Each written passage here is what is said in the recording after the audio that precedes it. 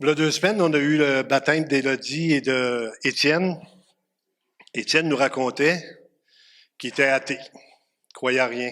C'était comme ça dans la famille, puis souvent c'est comme ça. La même chose que Frédéric vient de nous raconter, qui était athée, puis c'était pas vraiment important les valeurs de Dieu. Puis on est dans un monde athée. On n'a jamais vécu ça de toutes les générations des gens qui ne croient pas. Parce que dans les autres générations, même si les gens ne croyaient pas dans le Dieu qui est le nôtre, Jésus, puis la vie éternelle, tout ça, et les gens faisaient des choses après comment ils appellent ça, les grottes, ils mettaient des dessins de l'éternité. Les gens ont toujours cru qu'il y avait quelque chose après. L'athéiste nous dit qu'il n'y a rien après. On meurt, puis on finit comme ça. Fait que je vais regarder un petit peu des textes dans les Écritures, comment c'est important de croire ce que Jésus a dit et comment c'est important aussi de prendre position sur la parole de Dieu. La Bible nous dit que la crainte des hommes nous tend un piège. C'est sûr qu'on est souvent loupé en tant que croyant par nos positions, que ce soit sur l'avortement, que ce soit sur toutes sortes de choses qui se passent dans notre monde, mais ça va être important de bien comprendre ce que je vous dis ce matin. Pas dormi beaucoup, avec un message comme ça nous réveille beaucoup la nuit, mais on va regarder les Écritures. Le psaume 14.1, Psaume 14.1, au chef des chants de David, « L'insensé dit en son cœur, il n'y a point de Dieu, ils se sont corrompus, ils ont commis des actions abominables, il n'en est aucun qui fasse le bien. » Quand on regarde ce texte-là, qui est répété dans Romains chapitre 3, c'est quand même pas notre génération, mais de plus en plus, l'immoralité est à son compte. On n'a jamais vu ça dans les siècles passés. David Wilkerson, avant de mourir, il avait dit une phrase, j'ai écouté ça dans un de ses messages. Les États-Unis sont devenus comme Sodome et Gomorrhe. On n'a jamais vu une génération aussi corrompue. Maintenant, nous autres, on a le privilège, je remercie le Seigneur chaque fois, comment on a d'enfants à l'Église. Hein, c'est merveilleux, le nombre d'enfants qu'on a. Mais le nombre d'enfants donne aussi une moyenne responsabilité. On est responsable, ce qu'on a fait depuis des années avec les autres enfants. Je suis content de voir Jimmy qui se fait baptiser, puis qui ça passe pour... écoute, les gens m'ont enseigné, les pasteurs étaient là, les gens étaient là pour moi. Mais on a un rôle auprès de ça. Dans Marc chapitre 10, versets 13 à 16, le message, c'est le titre, c'est l'importance des enfants. L'importance, puis je parle, je dis à Miguel d'être là, je suis certain, Miguel est là, mais les pères de famille, vous allez être interpellés ce matin par rapport à votre responsabilité qui est énorme, mais qui est aussi une bénédiction. On a eu la même responsabilité. J'ai eu 5 enfants, donc je ne les ai pas eus, mais en tout cas, j'en ai eu. Ma femme et moi, on a eu 5 enfants. Et puis, on avait une responsabilité aussi énorme qu'on a pris à cœur à l'époque. Mais maintenant, de plus en plus, tout est perverti, tout est corrompu. Et nos enfants vivent dans un siècle comme celui-là. Dans Marc chapitre 10, verset 13, on lui amena des petits-enfants afin qu'il les touchât, mais les disciples reprirent ceux qui les amenaient. Jésus, voyant cela, fut indigné. Il leur dit, « Laissez venir à moi les petits-enfants. » Les disciples pensaient que c'était du temps perdu de prendre du temps avec les enfants. Même, je vous le dis le matin, si vous voyez un enfant passer, mettez la main sur la tête, dites-lui bonjour. C'est tellement important. On a des enfants de l'Église qui sont là aujourd'hui parce qu'il y a des gens qui étaient là pour eux autres. Un peu comme Jimmy racontait qu'il y avait quelqu'un qui était pour lui. Fait que les enfants, c'est une priorité dans notre assemblée. Et quand Guylaine, la responsable de l'école dimanche, me dit, pasteur, on voudrait donner des cours aux enfants. Je sais qu'elle avait consulté Marie-Ève pour les cours. Ben, ça va coûter 1000 $. J'ai dit, il n'y a pas de prix. Ça coûte 5000, ça coûte 5000. Il n'y a pas de prix parce que c'est la chose la plus importante. On est en train de perpétuer la grâce de Dieu dans nos enfants. Et nos larmes, quand on se rencontre le mercredi soir pour prier, c'est compris pour nos enfants. On veut tellement que nos enfants marchent avec Dieu, marchent avec l'Évangile. Et aujourd'hui, on est dans cette génération-là qui est extrêmement difficile pour eux. Il ne les empêchez pas car le royaume de Dieu est pour ceux qui leur ressemblent. Je vous le dis en vérité, quiconque ne recevra pas le royaume de Dieu comme un petit enfant n'y entrera point. Puis il les prit dans ses bras et les bénit en leur imposant les mains. Pourquoi est-ce qu'on dit ça? C'est parce qu'un enfant est humble. Un enfant est malléable. Un enfant entend quelque chose, il va croire ce que vous lui dites. Un enfant fait confiance. Fait que les enfants que le Seigneur parle, il dit, si vous ne me faites pas confiance, vous ne pouvez pas entrer dans le royaume de Dieu. C'est pour ça que nos enfants, dans l'école, font confiance aux professeurs, font confiance aux moniteurs, font confiance aux gens. Ça fait partie de qui ils sont en tant qu'enfants. La foi enfantine, Matthieu 18, 1 à 6. J'avais déjà raconté, ma mère m'avait dit, j'avais peut-être 7-8 ans, Clermont, tu vas aller ramasser des fraises aujourd'hui. J'ai commencé à ramasser des fraises très jeune. J'ai toujours aimé ramasser des fraises. Aujourd'hui, c'est parce que j'ai plus de misère à me plier, mais des petites fraises de champ, c'était vraiment un bonheur pour moi d'aller dans le champ de fraises ramasser des fraises. Puis elle me dit, je vais te donner un beau petit rien tout neuf. Fait que moi, j'avais content. Ma mère, elle va me donner un cadeau. Ça va être neuf, un petit rien tout neuf. Puis quand je suis arrivé auprès d'elle, elle a dit, hey, t'as ramassé des fraises, maintenant ton cadeau, il est là sur la table, il n'y avait rien. Ben, j'ai dit, où mon cadeau? Ben, je t'avais dit, c'était un petit rien, tout neuf. Puis je me souviens que je me suis mis à pleurer. Ma mère n'était pas comme ça. Elle m'a donné ce que j'avais besoin, puis elle a toujours pris soin de moi.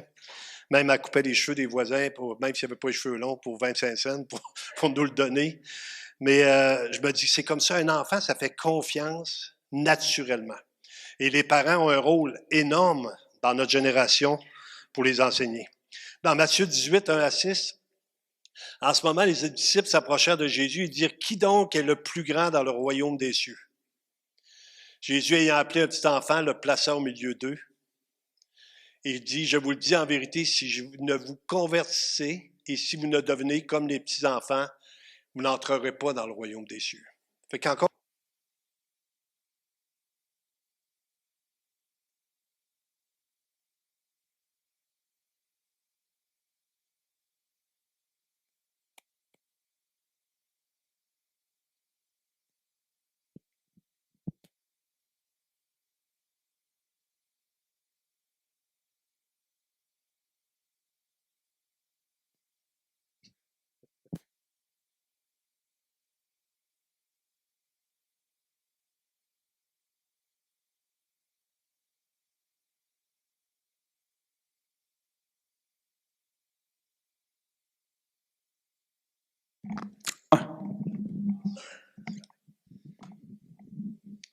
Donc, il nous dit, c'est pourquoi quiconque se rendra humble comme ce petit enfant sera le plus grand dans le royaume des cieux. Souvenez-vous à l'époque que les disciples se demandaient tout le temps qui c'est qui était le plus grand. Ils marchaient ensemble, puis qui c'est qui est le plus grand, puis ils demandaient au Seigneur qui est le plus grand. Et le Seigneur leur dit, le plus grand va être comme un enfant. Le plus grand va être humble. Le plus grand va croire en moi. Ça ne veut pas dire qu'un enfant n'a pas de problème, puis n'a pas des petits vices, puis des petites choses, mais son humilité, c'est l'exemple suprême pour se convertir. Quelqu'un qui est orgueilleux ne peut pas se convertir. C'est impossible de se convertir parce que quand tu es orgueilleux, tu penses que tu es capable par toi-même. Fait qu'ici, il va reciter sur les enfants, quiconque se rendra humble comme ce petit enfant sera le plus grand dans le royaume des cieux. Et quiconque reçoit en mon nom un petit enfant comme celui-ci me reçoit moi-même. Et là, il va nous dire un mot, mais si quelqu'un scandalisait un de ses petits-enfants, un de ses petits qui croient en moi, il vaudrait mieux pour lui qu'on suspendût à son cou une meule de moulin et qu'on le jetât au fond de la mer. Si quelqu'un scandalisait un enfant. Hier, j'écoutais la télévision. Écoutez, je n'écoute pas ça souvent, mais j'étais vendredi. Et les gens qui étaient là, c'était des gens qui font la promotion du défilé gay. Et ils se vantaient qu'ils avaient réussi à rentrer dans les écoles et que 30% des nouveaux transgenres ont entre 15 et 24 ans. 30% des enfants. Les enfants sont attaqués directement dans les écoles sans pouvoir se défendre. C'est devenu un fléau. Et quand on dit ça, on est des rétrogrades. On est des gens qui voient le mal partout, puis vous autres les chrétiens, puis vous autres les chrétiens. Justement, nous autres, on est des chrétiens. Un chrétien, ça veut dire quelqu'un qui a des valeurs. C'est pour ça qu'on a beau avoir une église pleine, si nos valeurs sont au laisser-aller, on n'est pas vraiment en train de marcher avec le Seigneur. C'est pas le nombre de gens, c'est la façon qu'on marche avec lui. Si je fais confiance à Dieu, je vais marcher selon ses principes. Et puis quand je les regardais, ces idoles de terre étaient vraiment contents de montrer comment ils avaient réussi à s'infiltrer dans les écoles depuis plusieurs années. Ça fait plus que 8 ans. Aujourd'hui, on en parle un petit peu plus. Puis, savez-vous quoi? C'est des inconvertis présentement qui se lèvent pour dire, écoutez, ça n'a pas de bon sens. Il faut que quelqu'un fasse de quoi. Mais on a tellement la peur des hommes, on a tellement peur de ce qu'ils vont dire, de ce qu'ils vont penser de nous autres, que souvent, on recule. On vous conter une histoire qui est arrivée pour vrai. Quand les Allemands, là, c'est une histoire de l'Allemagne, tuaient euthanasiaient ils euthanasiaient pas, mais les brûlaient dans les fours crématoires, les Juifs. Ils les amenaient dans des trains. Et quand les trains passaient proche des églises, les chrétiens chantaient plus fort pour ne pas les entendre se lamenter. Et ils chantaient à la gloire de Dieu. On en est rendu là. Est-ce qu'on voit les choses parce que nous autres, le Seigneur nous les montre? Est-ce qu'on est prêt à prendre position? Et puis, je vais vous dire, à mon âge, c'est beaucoup plus facile de rester chez nous. J'ai plus d'enfants, j'ai des petits-enfants. Mais je me dis, je vais me lever pour mes petits-enfants. Si j'ai des petits-enfants qui viennent à la maison, je vais prendre le temps de les enseigner, de leur dire les choses. Les enfants sont réclamés. Exode chapitre 10, versets 8 à 11. Exode 10, 8 à 11. Vous savez, tant qu'on est ici à l'Église, il n'y a personne qui nous... c'est merveilleux. Réunissez-vous, chantez, louez le Seigneur. Mais quand on dit, wow, là, c'est assez, on va aller voir qu'est-ce qu'ils enseignent à nos enfants. On va les protéger. On va avoir des comptes à rendre éventuellement. Je me souviens qu'à l'école, quand ils ont enlevé l'enseignement religieux, c'est le 24 septembre 2007. Moi, j'allais à l'école. J'étais professeur d'enseignement religieux. À l'époque, Pasteur Jérôme l'a fait pendant des années. On avait le privilège d'enseigner nos enfants selon des valeurs morales et religieuses. On leur parlait de Jésus, puis les gens s'en rappellent encore aujourd'hui. Danny était mon meilleur étudiant à l'époque. On avait toujours un bon temps, Danny, Nicky, des petits Tremblés. Puis on avait cet enseignement-là, Pasteur Luc a été longtemps aussi en enseignement religieux. Puis on avait un privilège. Quand on a enlevé ça, on a dit maintenant on ne mettra plus rien, mais ils ont mis autre chose. Ils ont mis maintenant un enseignement athée qui fait qu'il n'y a plus de valeur morale. Si tu es athée, tu n'as pas de compte à rendre.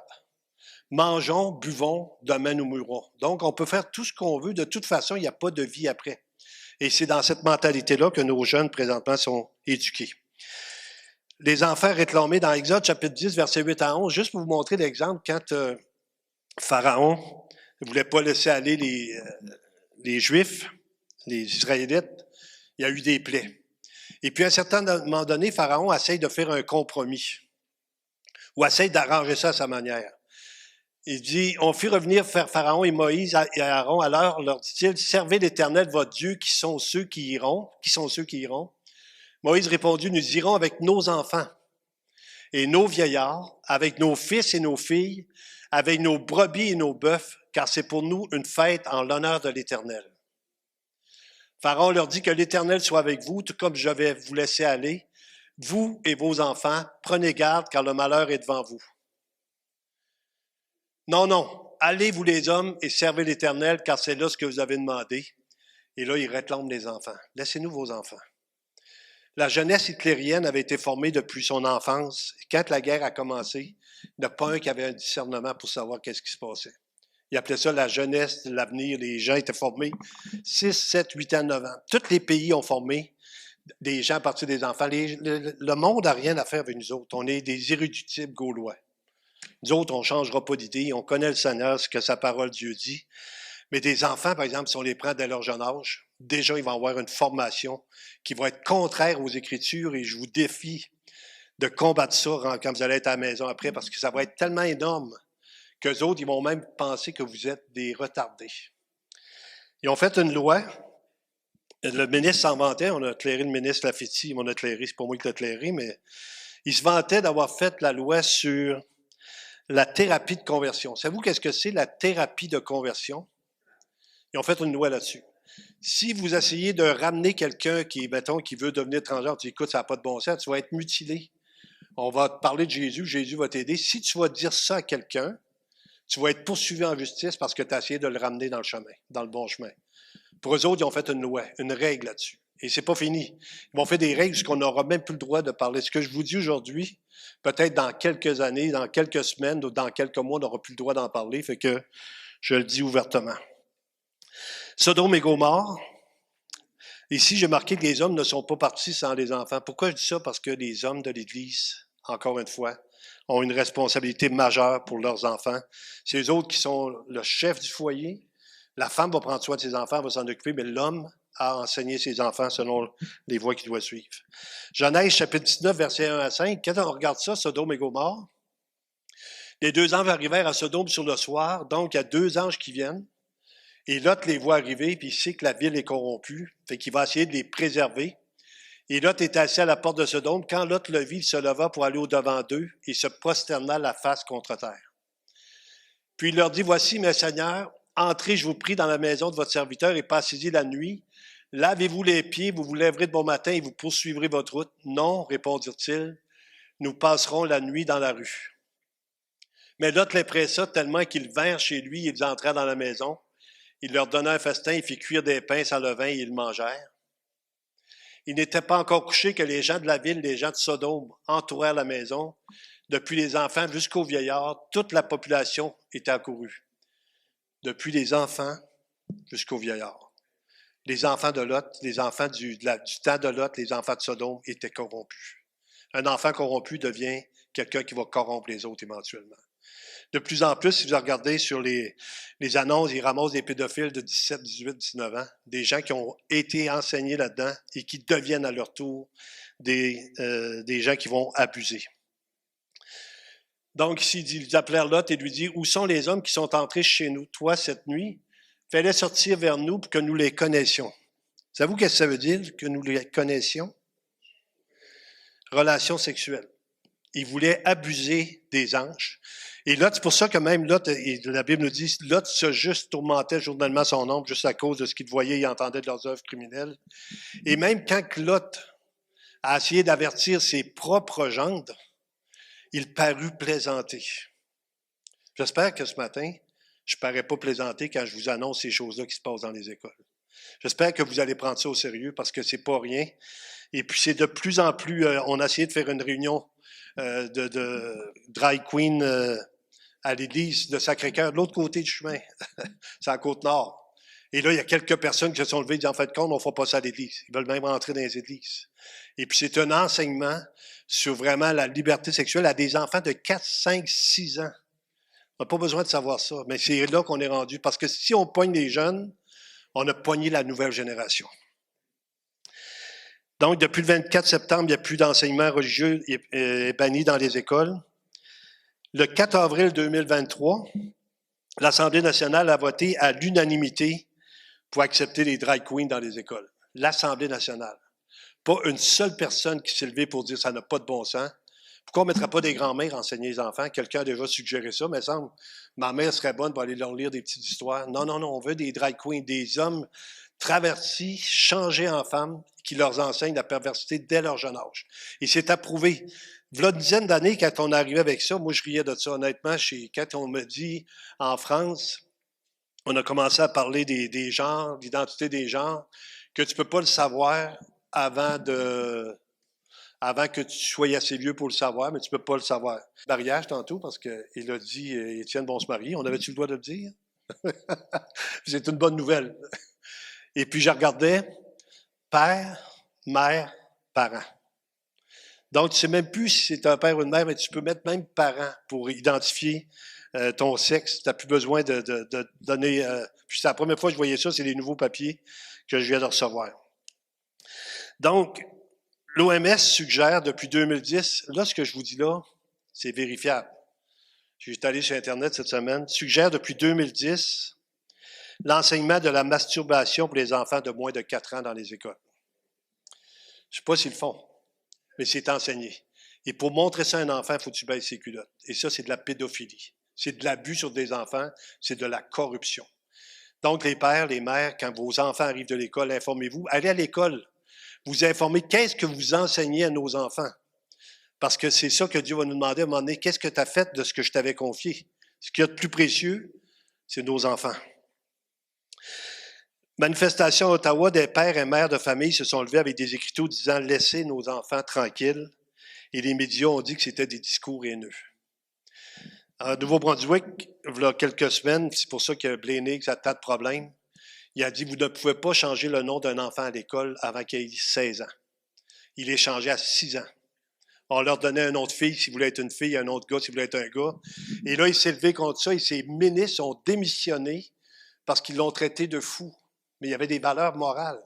Les enfants devraient appartenir aux parents. Maintenant, les enfants appartiennent à l'État. De plus en plus, les enfants appartiennent à l'État. Vous avez une jeune fille de 14 ans qui se fait avorter, ils ne vous demanderont pas permission.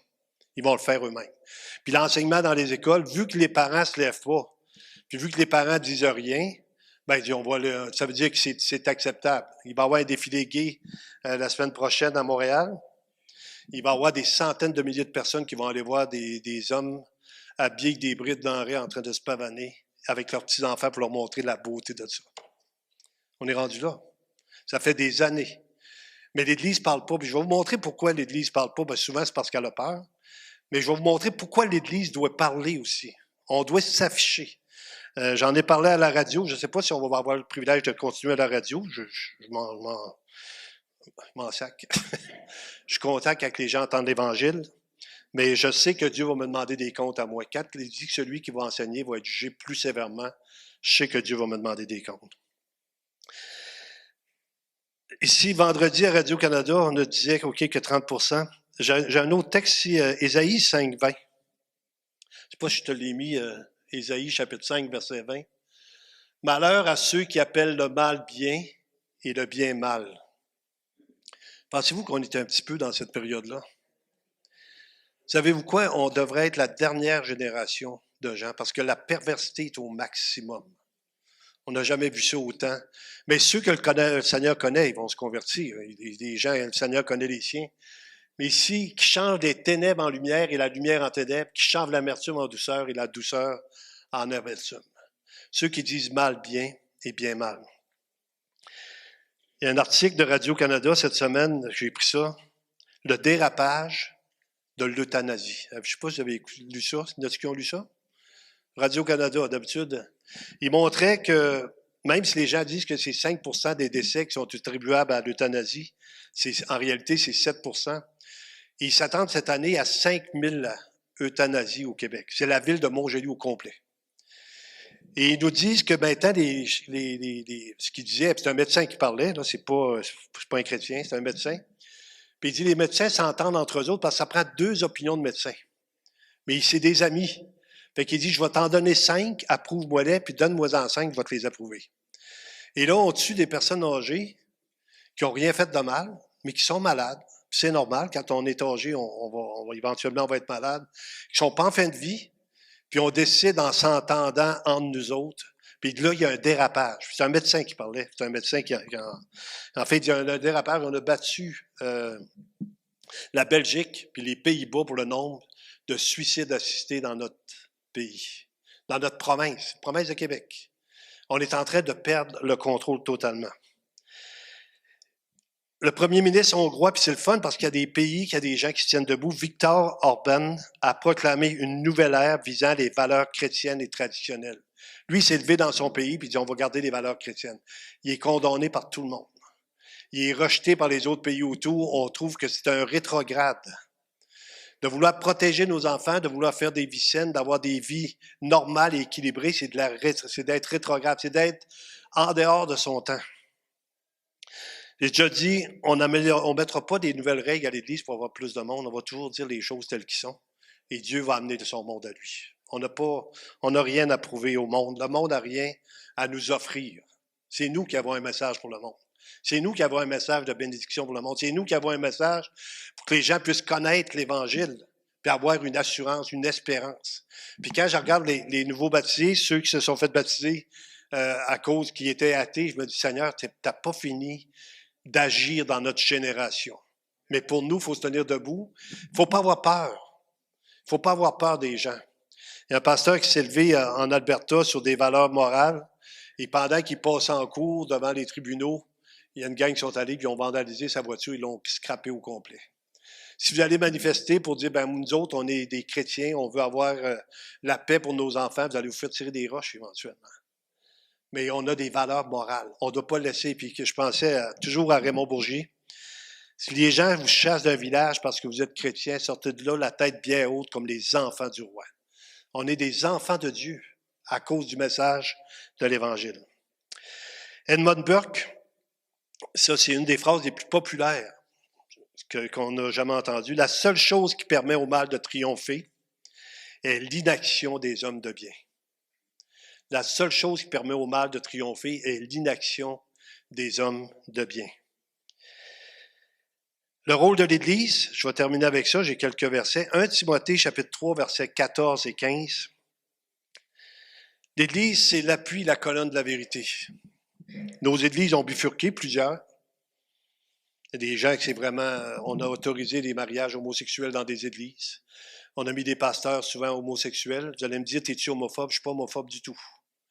Je suis chrétien. Je me tiens toujours sur ce que Dieu dit des choses, pas ce que le monde pense. Moi, je veux pas avoir plus d'amis. Je veux pas avoir plus d'amis, je veux avoir plus de gens qui connaissent le Seigneur. Et ça va être mes amis, parce qu'on se tient sur la parole de Dieu. Ça paraît bizarre quand on parle de ça. Hein? On dit, écoute, c'est des baptêmes, mais on ne pourrait pas se réjouir. On se réjouit avec les baptisés, mais on ne se réjouit pas de ce qui se passe dans le monde présentement, et de comment notre monde est en train de se dégrader. 1 Timothée 3, 14, 15, « Je t'écris ces choses avec l'espérance d'aller bientôt vers toi, mais afin que tu saches si je tarde, comment il faut se conduire dans la maison de Dieu, qui est l'Église du Dieu vivant, la colonne et l'appui de la vérité. » Ça, c'est l'Église. Une Église qui fait du compromis, qui accepte tout, c'est plus une Église. Maintenant, j'accepte tous les gens. J'ai jamais mis personne dehors à l'Église. Mais j'accepte pas tous les vices, peu importe de quelle façon ils vont se présenter. On n'accepte pas toutes les fautes comme si c'était normal. On se tourne vers le Seigneur et on demande, Seigneur, éclaire-nous, afin que notre Église puisse briller pour de vrai, que les gens puissent savoir qu'on a des valeurs morales et que ça existe encore. Quand je parle avec ma mère, là, elle pense exactement comme moi, à 96 ans, seule dans sa maison. Ça n'a pas de bon sens, Clermont, ce qu'ils ont fait là, puis Clermont, ça n'a pas de bon sens. On prie ensemble parce qu'il y avait des valeurs qui étaient enseignées. Ce matin, j'avais le foyer, et puis je leur parlais, je leur parle toujours, c'est tellement beau de les voir. Je dis, si vous êtes ici, c'est parce que vous avez des valeurs chrétiennes. Parce qu'ils sont où les autres? Les églises sont vides. Mais vous êtes ici à tous les dimanches matin. Il y a une nouvelle madame qui est arrivée ce matin avec un appareil. Ben, elle dit, ce que tu dis, c'est tellement vrai. Elle dit, je suis contente d'entendre ça. Mais je parlais pas c'était pas le même message, là. Mais je voyais qu'elle confirmait que c'était important d'enseigner ce que Dieu nous demande d'enseigner. Éphésiens chapitre 5, versets 10 à 17. Éphésiens 5, 10 à 17. Examinez ce qui est agréable au Seigneur. Donc, c'est après qu'on se convertit, on connaît la doctrine, on comprend comment le salut fonctionne. Maintenant, on doit vivre selon ce qu'on a compris.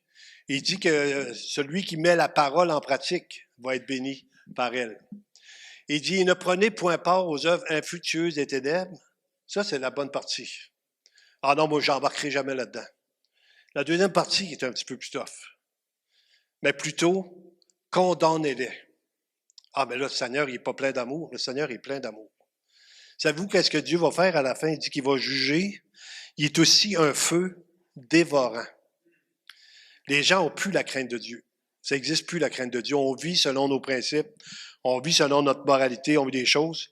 Mais pour nous, en tant que croyants, on devrait se mettre devant le Seigneur et dire, Seigneur, fais que ta crainte puisse habiter dans mon cœur pour que je puisse être un témoin efficace. Pour pas que je tombe dans ce monde-là d'accepter tout comme si c'était au nom de l'amour. Mais les gens, on a beau les accepter au nom de l'amour, mais s'ils ne se convertissent pas, ils vont mourir puis ils s'en vont en enfer. C'est ça que la parole de Dieu nous dit. Il dit, car il est honteux de dire ce qu'ils font en secret. Mais tout ce qui est condamné est manifesté par la lumière, car tout ce qui est manifesté est lumière. C'est pour cela qu'il est dit, réveille-toi, toi qui dors, relève-toi d'entre les morts et Christ t'éclairera. Peut-être qu'on s'est endormi au cours des années. Moi, le premier, je ne suis pas en train de vous condamner. Peut-être qu'on a comme acceptable un petit peu, on fait nos affaires, on est bien, on a une belle église, on a des belles louanges, on est bien. Mais peut-être qu'il faut aussi se lever contre le mal. Puis il faut dire les choses telles qu'elles sont. Je ne serai pas à Radio-Canada demain matin, ils ne m'inviteront pas. C'est sûr qu'ils ne m'inviteront pas. Mais quand on a l'occasion, surtout d'être des témoins, mais qu'on puisse le faire efficacement. Prenez garde de vous conduire avec circonspection, non comme des insensés, mais comme des sages. Voyez-vous, le mot insensé revient. L'insensé dit en son cœur, il n'y a point de Dieu. Conduisez-vous pas comme des gens, comme si Dieu n'existait pas. Rachetez le temps, car les jours sont mauvais. Rachetez le temps. On n'a jamais vu une période comme la nôtre. Mais savez-vous quoi? On s'en rend pas trop compte. Ceux qui écoutent la TV, j'ai dit, pasteur, tu écoutes la TV. J'ai écouté quelques nouvelles, j'en ai eu pour mon troc cette semaine, là, j'en ai plein mon bateau, si on peut dire. Mais si vous écoutez la TV, ils vont vous toujours mettre ça favorable au mal, favorable au vice, favorable à tout ça. Puis là, il y a tellement d'amour. Mais c'est pas ça que Dieu veut. Dieu veut la repentance pour que les gens puissent le connaître. Et c'est pourquoi ne soyez pas inconsidérés, mais comprenez quelle est la volonté du Seigneur. Donc ici, il nous demande de chercher la volonté de Dieu. En terminant, le rôle des parents, parce que c'est vraiment là-dessus. Nous autres, peut-être le rôle aussi des grands-parents. Vous savez, on n'a pas long à attendre avant qu'on ait des jeunes enfants d'Église qui veulent devenir transgenres. Ça va arriver, éventuellement. Ils vont croire le mensonge. Même dans le temps, même les jeunes stoulaient leurs parents, parce que les parents vont dire non, ça n'a pas de bon sens. Mais il n'y a pas, à moins que Dieu nous fasse miséricorde, qu'il nous fasse grâce, et qu'on puisse les enseigner dans les voies de Dieu. Proverbe 22:6. Proverbe 22:6. Instruis l'enfant selon la voie qu'il doit suivre, et quand il sera vieux, il ne s'en détournera pas. Des fois, on dit, j'ai pas le temps. Prenez le temps. Prenez le temps pour vos enfants, les parents, les pères, les mères. Prenez le temps pour vos enfants. Ils vont faire, tout plus tard, ce qu'ils vont faire, ils vont vous remercier de les avoir préservés. Deutéronome chapitre 6, versets 6 à 9. Deutéronome 6, 6 à 9. Et ces commandements que je te donne aujourd'hui seront dans ton cœur. Tu les inculqueras à tes enfants et tu en parleras quand tu seras dans ta maison, quand tu iras en voyage, quand tu te coucheras et quand tu te lèveras. Tu les liras comme un signe sur tes mains et ils seront comme des frontaux entre tes yeux. Tu les écriras sur les poteaux de ta maison et sur tes portes. Je pense que c'est une des valeurs de M. et Mme Hélène Berger. Parce que quand on voit Miguel marcher avec le Seigneur, quand on voit Abigail aussi, quand on voit des jeunes comme ça, ils ont eu des parents qui ont eu la cœur de leur enseigner la parole de Dieu. Josué dit, moi et ma maison, nous servirons l'Éternel. Il dit, choisissez qui vous voulez servir, faites ce que vous voulez. Il va donner la liberté aux gens, mais il dit, moi et ma maison, nous servirons l'Éternel. Et un dernier texte dans Jacques chapitre 5, verset 16, parce que je veux qu'on termine en prière. Je veux pas qu'on termine abattu, mais qu'on termine en disant on a des valeurs. Qu'on soit fiers d'être chrétien. Quand vous allez rencontrer des professeurs à l'école, puis que vous allez rencontrer des directeurs d'école, que vous soyez fiers de dire vos croyances. Nous autres, on croit ça. Ah ben là, si vous croyez ça, les gens ne pourront pas être avec eux autres dans tel fait. Ne dérange pas qu'ils ne soient pas avec eux autres. Nous autres, on croit ça, c'est nos valeurs. Mes enfants, je veux les protéger. Tant il y a ce longtemps qu'il nous reste un petit peu d'énergie pour le faire. Il dit, confessez donc vos péchés les uns aux autres et priez les uns pour les autres, afin que vous soyez guéris. Donc, c'était la prière pour le malade. Mais la phrase que je veux garder, c'est la prière fervente du juste a une grande efficace. Je regarde Élodie qui est avec nous. Je pense à son père, qui a sûrement prié, Alain, pour sa petite fille pendant des années, comme on le fait pour nous autres. Puis il nous dit que la prière du juste a une grande efficace. Ce matin, on va courber notre tête ensemble, pas pour accepter Jésus, mais pour qu'on puisse avoir des convictions dans notre cœur, qu'on se tienne sur la parole de Dieu, pour pas que l'ennemi puisse détruire la nouvelle génération. Seigneur Dieu éternel, on vient devant toi ce matin, premièrement en humilité, Seigneur, en sachant que c'est toi qui es Dieu. Tu contrôles toutes choses. Puis Seigneur, je te remercie pour ta parole. Ta parole est une lampe à nos pieds, une lumière sur notre sentier. Pendant que le monde est dans la confusion, pendant qu'on ne croit plus en rien, Seigneur, tu dis, l'insensé dit dans son cœur, il n'y a pas de Dieu. Nous, Seigneur, on est des croyants. Ça veut dire qu'on a mis notre confiance en toi pour la vie éternelle, pour tout ce que tu as accompli sur cette croix. Ça veut dire qu'on croit qu'un jour, on va être dans ta présence parce que tu es mort à notre place sur cette croix. Tu as payé pour qu'on puisse avoir le salut. Mais Seigneur, si tu aurais voulu qu'on parte, Seigneur, la journée qu'on s'est converti, on serait déjà avec toi. Maintenant, tu nous donnes des responsabilités. En tant qu'Église, en tant que pasteur, j'ai des responsabilités qui sont énormes. Seigneur, je te fais confiance pour m'aider là-dedans. En tant que parent aussi, on a des responsabilités énormes. Tu as fait le cadeau, Seigneur, aux parents de leur donner des enfants. Il n'y a rien de plus précieux que nos enfants. Seigneur, on te demande de les protéger, on te demande de les préserver. On te demande, Seigneur, qu'on puisse être allumés pour les défendre, parce que tu dis, ouvre ta bouche pour le muet. Nos enfants n'ont pas cette capacité-là. Tu nous l'as donné aux parents, Seigneur. Fait que tu puisses bénir chacun, puis qu'on puisse, Seigneur, quand on se rencontre aussi en tant que jeune adulte, avec les enfants, avec des valeurs morales, tout ça, qu'on puisse s'édifier, s'encourager à aller plus loin, qu'on puisse se donner, Seigneur, cette opportunité-là de s'engager encore davantage pour toi. Les temps sont courts.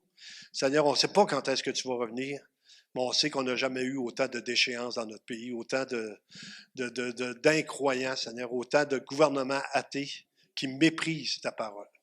Fait que, Seigneur, on te demande de nous donner de la sagesse, parce que sans toi, on ne peut rien faire.